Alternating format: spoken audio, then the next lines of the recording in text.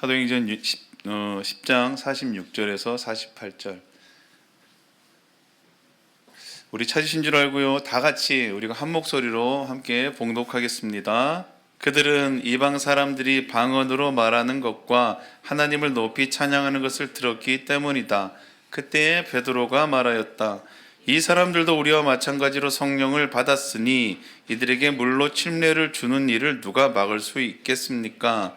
그런 다음에 그는 그들에게 명하여서 예수 그리스도의 이름으로 침례를 받게 하였다.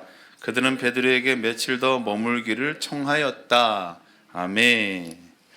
오늘은 사도행전 56번째 시간으로 말씀 제목을 이렇게 잡았어요. 침례를 주는 일이라고 한번 잡아봤어요.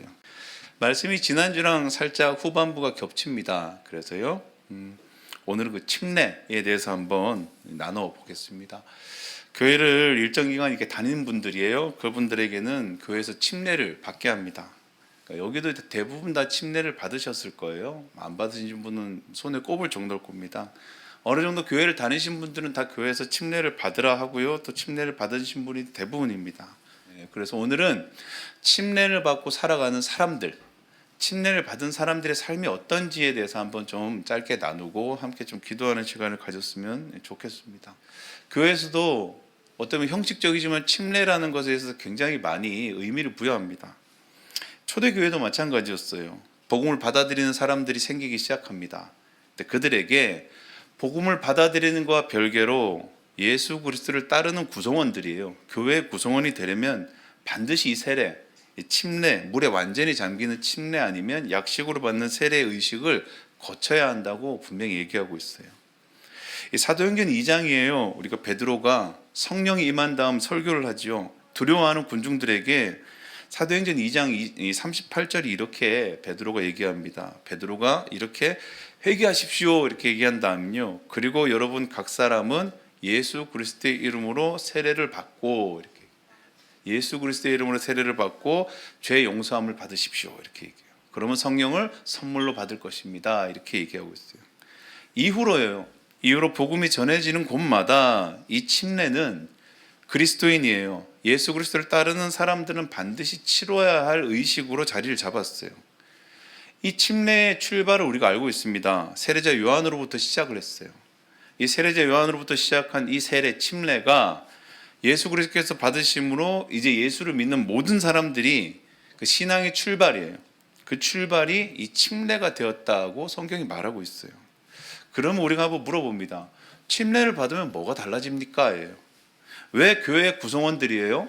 그리스도인들은 왜 침례를 꼭 받아야 됩니까? 우리가 잘 아는 대로 요한의 침례라 그래요. 세례자 요한이 부었던 세례는 분명한 목적이 있습니다. 그게 뭐냐면 죄사함의 세례예요. 그러니까 회개의 세례라 그래요. 마가복음 1장 4절에서 5절이 분명하게 그 세례에 대해서 얘기해 주고 있어요. 마가복음 1장 4절 5절이에요. 한번 우리 화면에 떠 있으니까 다 같이 한번 읽어볼게요. 시작. 세례자 요한이 광야에서 나타나서 죄를 용서받게 하는 회개의 세례를 선포하였다. 그래서 온 유대 지방 사람들과 온 예루살렘 주민이 그에게로 나아가서 자기들의 죄를 고백하면서 요단강에서 그에게 세례를 받았다. 이렇게 얘기해요. 세례자 요한이 베풀었던 세례의 목적은 한 가지예요. 이거는 그겁니다. 죄사함의 세례예요. 그래서 지금도 사람들이 이렇게 생각해요. 우리 침례를 받으면 우리의 죄가 씻긴다고 생각하는 분들이 있어요. 그런데 우리가 받는 이 침례는요, 죄사함과는 아무 관계가 없어요. 죄사함은 우리가 잘 아는 대로 예수님께서 죽으심으로 해결된 거예요. 그러니까 우리의 침례랑 죄사함은 아무 관계가 없습니다. 우리가 받는 세례는요, 우리가 교회 구성원들이요, 성도가 되기 위한 세례지 죄사함의 세례는 아니라는 거예요. 그 요한의 세례 받은 사람들, 그 당시에는 많은 사람들이 죄사함을 위해서 세례를 받기로 나왔어요. 그런데 그 사람 중에 오늘 나사렛에서 온 예수라는 청년도 그 세례를 받았다라는 거예요. 그러니까 우리가 아는 대로 예수님은 어떤 분입니까? 죄가 없는 분이에요. 그래서 요한의 세례를 받을 이유가 분명히 없습니다. 그런데도 요한에게 나와서 세례를 받았다라는 거예요. 우리의 세례의 출발이 여기서 시작합니다. 예수님이 세례를 받으셨다는 거예요. 좀 중요해요. 마태복음 3장 13절에서 15절이에요. 우리가 한번 찾아볼게요. 마태복음 3장 13절에서 15절. 이거 되게 중요한 구절이라 한번 좀 찾아봤으면 좋겠어요. 마태복음 3장 13절에서 15절이에요. 세번역 성경. 제가 찾으라 할 때는 꼭 눈구를 시킨다는 걸 여러분 기억하시면 될 것 같아요. 그래서 찾으셔서 우리 노유석 형제가 한번 읽어볼게요.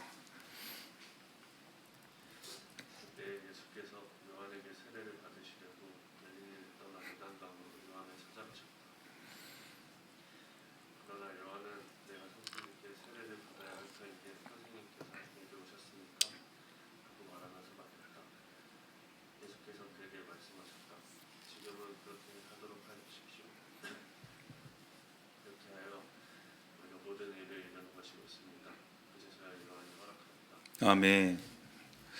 이렇게 얘기해요. 요한에게 나왔는데 요한이 이런 얘기를 하죠.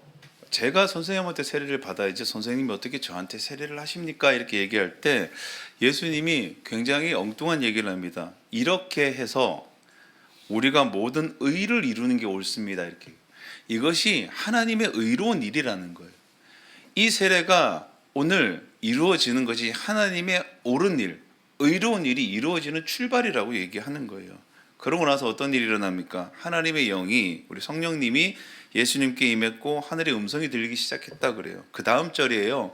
16절 17절에 그렇게 얘기하죠. 세례를 받으시고 물 위에 올라오셨는데 하늘이 열리고 하나님의 영이 비둘기 같이 내려와서 자기에게 오는 것을 보고 하늘에서 음성이 들렸다, 이런 표현을 성경이 말해요.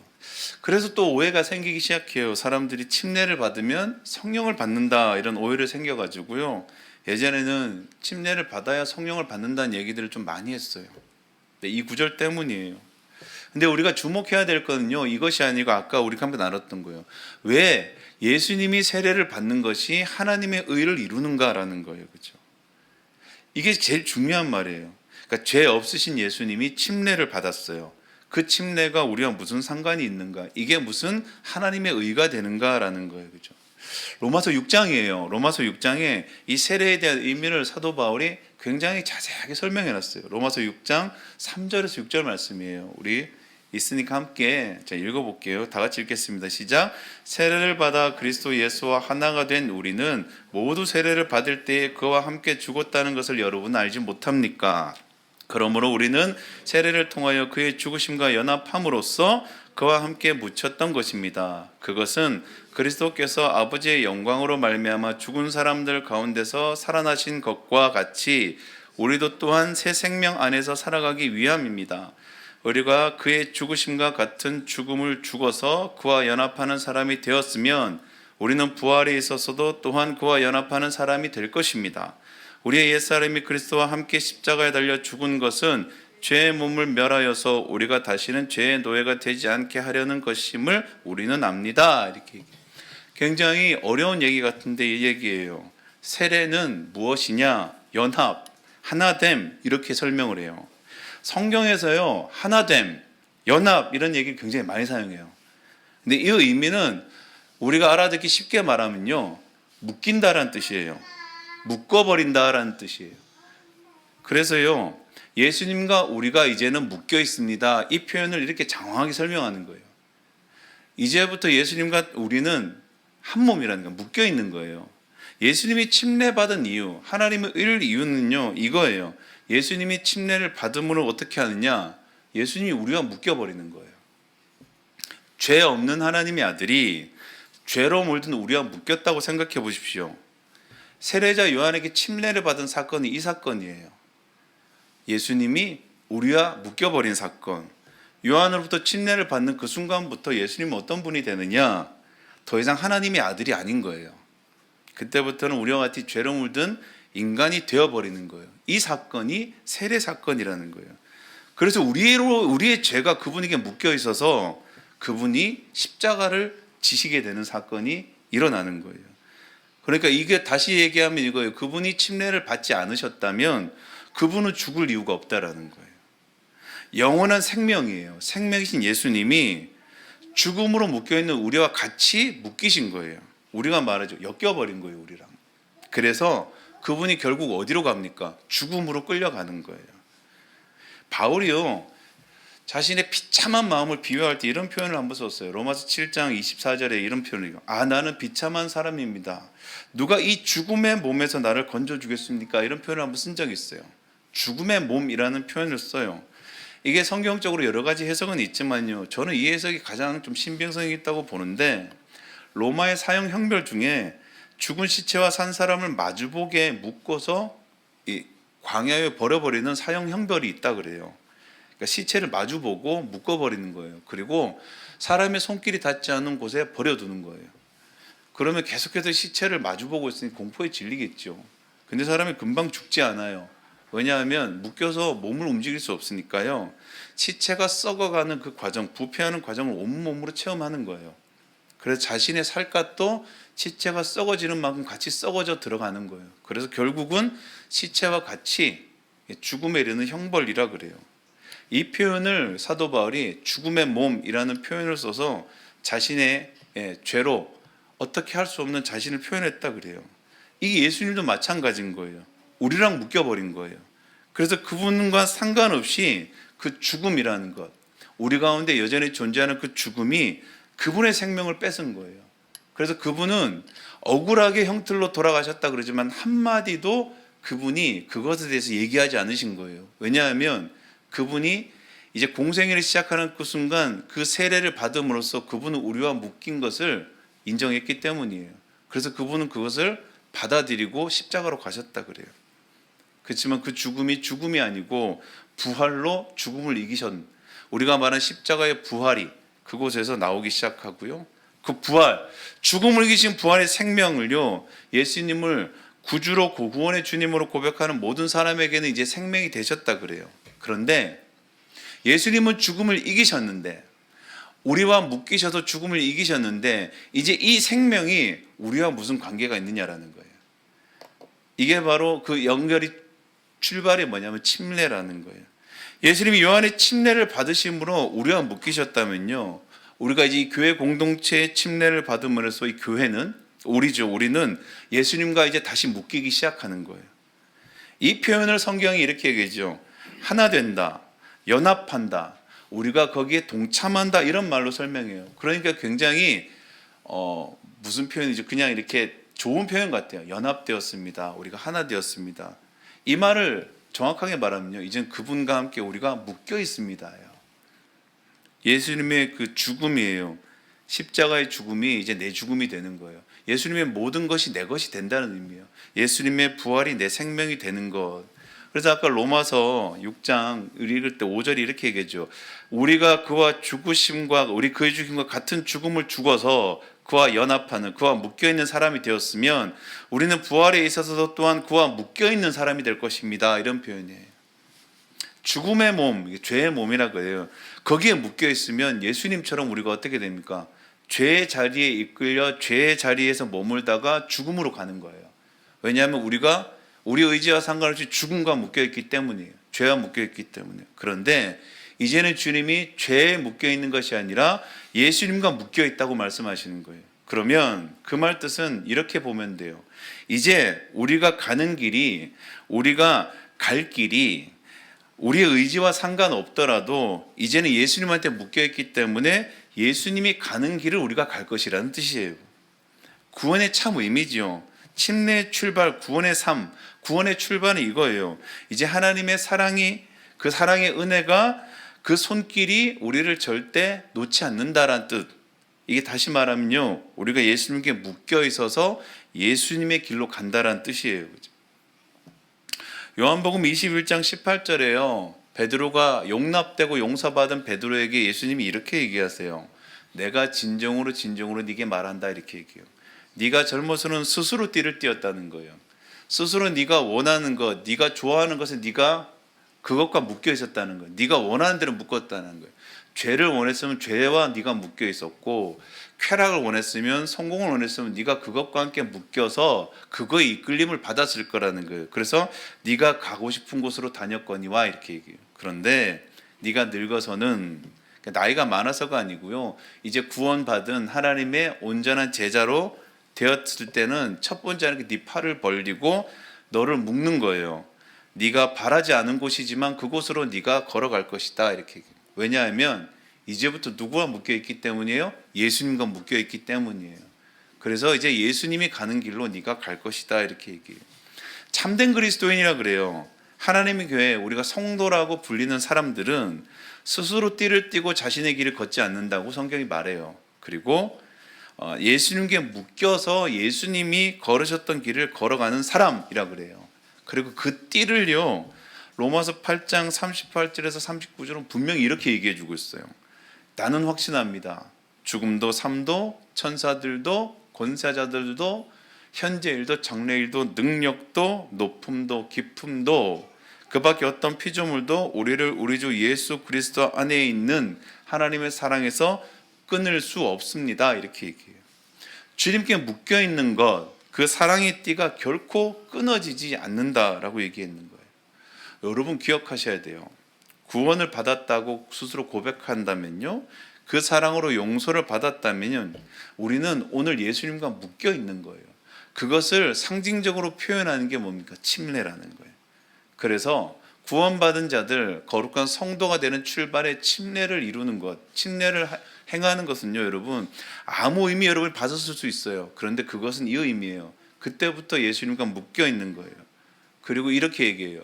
여러분은 반드시 예수님이 걸으셨던 그 길을 걸을 것입니다. 이렇게 얘기해요. 왜냐하면 아무도 끊지 못하고요, 예수님이 원하신 그 길을 걸어가시기 때문이에요. 말씀을 맺을게요. 우리가 믿음 얘기할 때 대부분 우리의 마음과 진심을 얘기할 때 있어요. 얼마나 우리의 마음이 진정성이 있는가를 얘기할 때가 많이 있어요. 그런데 믿음은요, 우리의 마음의 진정성과 관계가 없어요. 얼마나 그 대상이, 우리가 믿는 믿음의 대상이 신뢰할 수 있는가, 신뢰에 따라 그 믿음은 그것이 올바른 믿음인지 거짓 믿음인지 판단돼요. 우리는 우리의 마음 안에 있는 우리의 어떤 그 진정성을 자꾸 믿음의 잣대로 생각을 해요. 구원도요, 이렇게 얘기하죠. 구원에 여러 가지 단계들이 있어요. 그런데 그리스도인으로 살아가는 삶을 우리는 성화의 삶이라 그래요. 거룩해지는 과정이라 그러죠. 그 성화를 누군가는요, 이렇게 얘기해요. 거룩함이 드러나야 하고 경건의 삶을 살아야 됩니다. 이것이 우리가 성화되는 과정입니다라고 얘기할 때가 있어요.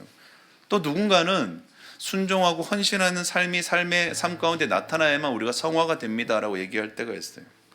근데 성화는요, 우리가 거룩하게 변화해야 되는 과정은요, 다른 게 아니라 우리가 매일 기억하는 거예요. 내가 누구와 묶여 있나라는, 매일매일 우리와 묶여 있는 예수님을 깨닫는 것이 사실은 성화예요. 그것을 기억하는 게 성화예요. 그래서 우리는 자꾸 생각해요. 우리가 연약하고 우리가 부족하고 우리의 삶이 보잘것이 없고 우리 삶에 어떠한 성경의 열매가 맺혀지지 않으면 우리는 내 안에 예수님이 있나? 내가 그리스도인인가? 자책할 때가 분명히 있어요. 또는 자책을 넘어서서 그냥 그렇게 살 수 없다고 포기해버릴 때가 분명히 있어요. 그런데요, 어떤 상황에도 어떤 환경에도 어떤 시간에도 내가 예수님과 묶여있다는 것은 아무 상관이 없어요. 왜냐하면 예수님이 묶여있는 건 우리의 상황과 관계없기 때문이에요. 환경과 관계가 없기 때문이에요. 우리의 시간, 우리가 지나가는 우리의 삶의 어떤 형편과 아무 관계가 없어요. 그냥 묶여있는 거예요. 그리고 결국 나는 예수님의 길을 함께 걷는다라는 거예요. 이 고백이요, 우리 삶 가운데 결코 내가 너를 그냥 버려두지 않는다라는 표현을 함께 되는 거예요. 성화는요, 묶여있는 예수님이 우리 가운데 스며드는 것이에요. 죽음의 몸이 스며들어 있으면 죽음이 우리 가운데 우리도 모르는 사이에 계속해서 썩어서 들어오는 것처럼요, 예수님과 묶여 있으면 그 예수님이 우리 가운데 계속해서 스며드는 거예요. 그죠? 우리는 힘들면 손을 놓을 수도 있어요. 우리는 돌아설 수 있어요. 우리가 사랑하고 끝까지 책임져야 할 사람조차도 우리가 힘들면 그냥 버리고 돌아설 수 있는 것이 우리입니다. 그것이 사람이에요. 사람이 가진 한계입니다. 그런데 주님은 포기하지 않으신다는 거예요. 실패하지 않는다는 거예요. 이것이 우리 가운데 가장 큰 힘이 될 때도 있지만 여러분 기억하십시오. 이것이 우리 가운데 가장 큰 멍해가 될 때도 있어요. 예수님이 포기하지 않는다는 거예요. 예수님이 어디까지 포기하지 않느냐? 그리스도의 장성한 분량까지 우리가 믿음으로 자라가는 모든 것들을 포기하지 않으세요. 그래서 우리는 이렇게 얘기하죠. 여기까지 믿음이 자라면 될 것 같아요. 근데 주님이 포기를 안 하세요. 주님이 여러분을 그냥 두지 않는다는 거예요. 못 살게 굴 거예요. 주님이. 왜냐하면 주님은 주님의 길이 분명히 있어요. 우리는 그 길이 가기 싫거든요. 근데 우리 주님이 인격적인 분이라 강제로 가진 않아요. 그래서 어떻게 해요? 계속해서 우리는 가지도 못하고 돌아가지도 못하고 머물러 있는 거예요. 믿음이 자라진 않지만 퇴보하지도 않은 채 계속 머물러 있는 거예요. 그런데 여러분, 돌아가지도 못해요. 세상으로 나가지도 못할 거예요. 왜냐하면 묶여 있어서 그래요. 그 묶여 있는 그분은요, 그분의 길을 걸어갈 때까지 여러분을 절대 포기하지 않아요. 그래서 저는 이제 여러분이 다 어른이잖아요. 그래서 강하게 얘기는 잘 못해요. 근데 알아요. 버티면 버틸수록 더 힘들다는 건 알아요. 주님이 이끄시는 그 걸음을 함께 걸어가지 않는, 그냥 머물러 있는 그 스스로는 너무 힘들 거예요. 왜냐? 이제는 묶여 있어서 끊을 수가 없는 거예요. 예전에는 죄의 몸에 묶여 있어서 우리도 모른 채 죄로 머물러 있으면 자책은 되겠지만 굉장히 행복할 때가, 쾌락이 주는 기쁨이 있을 때가 있을 거예요. 근데 이제 예수님을 묶여 있으면 그곳에 가도 마음이 불편하고, 그런데 내가 하나님에 묶여서 하나님 길을 걸어가는 것도 내가 너무 자신이 없고 계속해서 그 마음이 지옥 같을 때가 있을 거예요. 사람 같으면 포기해요. 사람 같으면 놔버려요. 근데 주님은 놓지 않는다는 거예요. 주님은 주님의 형상으로 만드시는 그 일에 주저함도 포기함도 없는 거예요. 그래서 주님 말하죠. 묶여있는 삶, 그 은혜의 삶에 주님의 발에 이제 우리가 맞춰가는 것을 주님이 말씀을 통해서 이야기하고 계시죠. 침례. 오늘 고넬료의 집에서 성령이 가득 임하기 시작합니다. 그때 베드로가 이렇게 얘기하죠. 이들에게 이제 침례를 주는 것이 마땅하지 않느냐, 이거예요. 이제 이들도 예수님과 묶여 있지 않습니까? 그러면 이제 침례를 통해서 그들이 예수 그리스도의 길을 걸어가게 해야 되지 않겠습니까? 라는 뜻이에요. 우리 가운데 이 침례는요, 이제 이 상징이 있는 거예요. 우리가 누구와 묶였다? 예수님과 묶여 있다라는 뜻이에요. 그리고 이것을 여러분 잊으면 안 된다라는 거예요. 우리의 침례를 다시 한번 기억하십시오. 다시 한번 돌아보십시오. 예수님이 우리와 묶이심으로 그분이 십자가를 지셨다면 이제 우리는 예수님과 묶여서 예수님이 걸어가신 그 길, 이 땅 가운데 보여주신 가장 온전하고 완전한 길을 우리의 힘이 아니고요, 우리를 묶으신 그분의 선하심으로 우리의 삶을 이끌어 가실 것입니다. 그 은혜가 오늘 우리 가운데, 또 한 주간을 살아가는 함께 걷는 게 모든 성도들 가운데 그 은혜가 넘쳐나기를 간절히 축원합니다. 기도하겠습니다. 하나님,